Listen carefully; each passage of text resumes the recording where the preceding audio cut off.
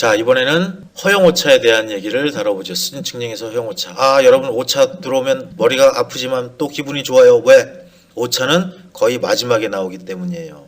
다시 한번 정리해 볼까요? 여러분 이제 해서 여러분 귀에 못이 박혔죠? 자, 정의에 대한, 그 측량에 대한 정의가 나왔습니다. 그리고 그 측량 방법에 대한 원리가 소개가 돼요. 그 다음에 순서가 들어가고 측량 종류가 들어가요. 그 다음에 여러 가지 측량 방법이 들어가고, 그 다음에 응용 부분이 들어올 때도 있고, 아니면 응용 부분이 제일 뒤로 빠지는 경우도 있어요. 지금 여기서 우리 수준 측량에서는 응용 부분을 제가 제일 뒤로 뺐습니다. 그리고 거의 마지막 단계에 들어가는 게 뭐예요? 오차 또는 허용오차 또는 정확도, 이런 얘기들이 들어가죠. 자, 그래서 수준 측량의 허용오차의 한계에 대한 얘기를 해보죠. 자, 거리 1km의 수준 측량에서 오차를 2라고 하면 거리 S의 수준 측량을 할 때, 거리 1km가 아니라 Skm, 긴 거리죠. 여기서 수준 측량의 오차의 합은 어떻게 되느냐, 이렇게 쓸 수 있습니다. 이것도 우리가 아까 앞에서 했던 그 오차식과 비슷하죠. 이거 S 대신에 N이 들어갔던 게 있었어요. 그쵸? 이런 거 찾아내야 돼요. 항상 내가 그런 얘기를 했습니다. 앞에 거하고 뒤에 거를 비교하면서, 이거 측각 횟수가 들어가면서 아마 우리가 N이 들어갔던 횟수가 있었습니다. 잘 찾아보세요.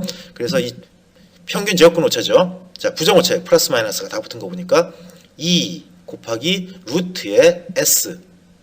그래서 이것도 역시 어디서 온 거예요? 네, 오차 전파에서 온 거예요. 그래서 M, 이건 총오차를 얘기하는 거고요. 여기서 2라고 표현된 건 1km당 오차. 그 다음에 S는 수준 측량이에요. 수준 측량은 거리인데 반드시 왕복을 원칙으로 한다 그랬죠? 왕복거리가 들어간다는 거, 요거 놓치면 안 됩니다. 자, 그러면 우리나라 수준 측량의 허용오차는 얼마나 될까요? 우리나라 수준 측량에서 허용오차, 그게 이제 기본 수준 측량을 먼저 살펴보죠. 기본 수준 측량에서 허용오차. 자, 기본 수준 측량일 때는 왕복을 했을 때, 그 다음에 환폐합, 이건 뭐예요? 폐합이란 말은 한 바퀴 삥 돌아 자기 자리로 오는 거죠. 즉 원을 그려갖고 돌아오는 걸 환폐합차라 그래요. 그때 우리나라 수준 측량의 허용오차는 1등 수준 측량일 때는 왕복했을 때 2.5mm 정도가 들어가야 돼요. 그리고 S, 왕복거리가 들어가는 거죠. 이게 우리나라의 허용오차입니다. 2등 수준 측량은 요거보다 좀 완화됐어요. 2배만큼 완화가 됐네요. 그래서 5mm 정도 틀려도 돼요. 곱하기 루트 S, 왕복거리예요. 이거 S도 왕복거리입니다. 그 다음에 환폐합차, 원을 그리고 둥그렇게 한 바퀴 돌아오는 거라 그랬죠. 이거는 환폐합차는 왕복이 아니기 때문에 비고에 왕복했을 때가 빠졌고, 그때는 1등 수준 측량일 때 2mm에다가 루트를 해서 그 환폐합 거리, 그 다음에 2등일 때는 5.0mm 곱하기 루트 씌워서 그 환폐합 거리를 구해서 허용오차를 각각 산정합니다. 그래서 이거보다 큰 허용오차는 1등 수준 측량에 못 쓰고, 이거보다 큰 오차는 2등 수준 측량에 못 써요. 자, 그러면 이번에는 공공 수준 측량, 기본 측량보다 조금 떨어지는 게, 공공의 이익을 만드는 게 공공 측량이죠.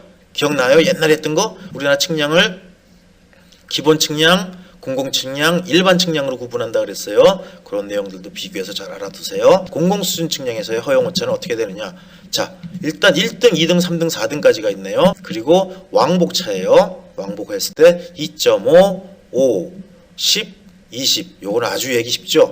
딱 2배씩 올라갔어요. 그렇죠? 역시 환폐합차에서도 2배씩 2.5, 5, 10, 20. 요 밀리미터 단위. 그 다음에 S는 요건 왕복거리일 거고, 요건 환폐합했을 때 그 거리일 겁니다.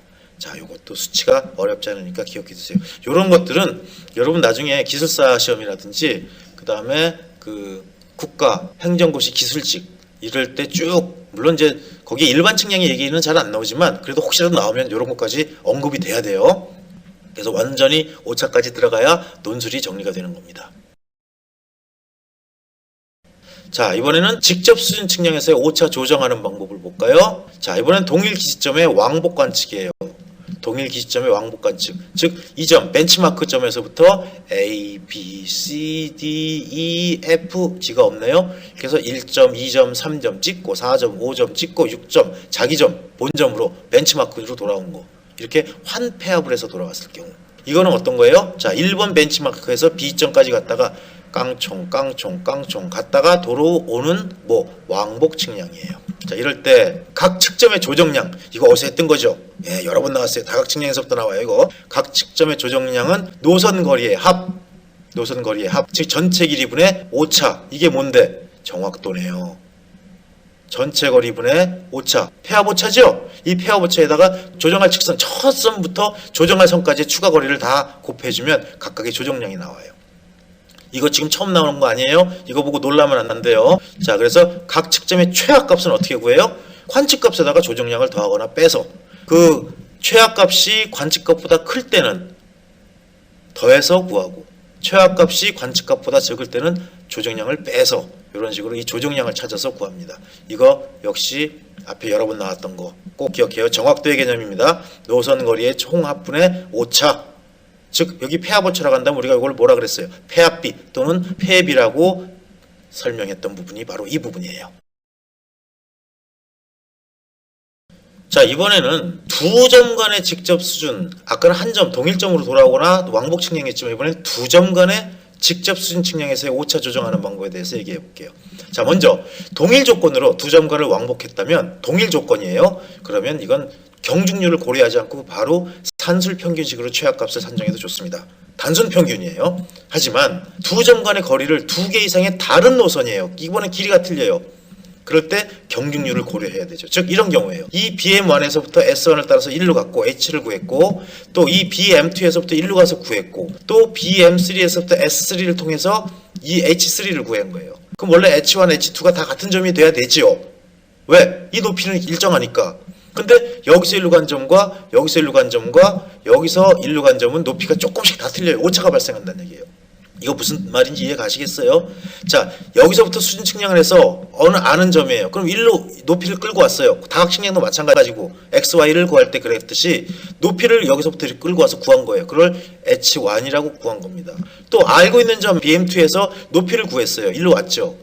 그럼 이건 높이가 동일한 점이잖아요. 그래서 h1과 h2는 같아야 맞아요. 하지만 측량에는 오차가 포함되기 때문에 여기에 같지 않은 오차가 발생하게 됩니다. 그때 우리는 이걸 어떻게 해요? 평균해서 구하죠. 근데 S1과 S2의 길이가 달라요. 그때는 그냥 평균하면 안 된다는 얘기예요. 또 마찬가지로 이 벤치마크 3에서 세 번째 벤치마크점에서 다시 한번 검증을 해서 이렇게 구했더니 이런 된장 또 다른 값이 나왔어. 그렇다면 이 H1과 H2, H3를 모두 평균을 해야 되는데 그래서 이 최종값을 즉 최화값을 구해야 되는데 이 거리가 다 틀려요. S1과 S2 거리, S3의 거리. 이럴 때는 경중률을 고려합니다. 자, 노선에 어떻게 된가요? 경중률이? 경중률은 노선에 반비례하죠.